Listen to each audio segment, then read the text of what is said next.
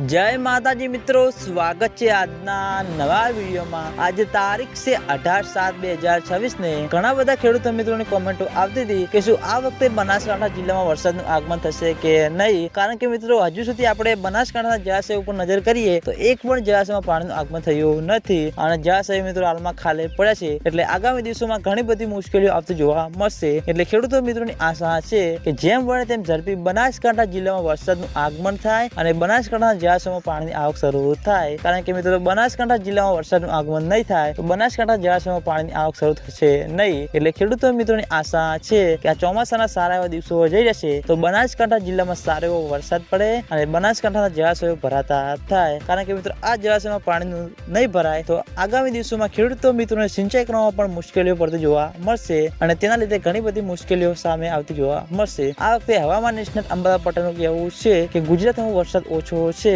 છતાંય પણ મિત્રો સારી એક સિસ્ટમ સક્રિય થાય તો બનાસકાંઠા જિલ્લામાં વરસાદ આવવાની શક્યતા છે। અને મિત્રો આજના વિડીયોમાં આટલું હતું। તમે બધા અમારી ચેનલ ઉપર નવા હોય તો વિડીયોને લાઈક કરી દેજો, કોમેન્ટ કરી દેજો અને ચેનલને સબસ્ક્રાઇબ પણ કરી દેજો। તો મિત્રો જય માતાજી।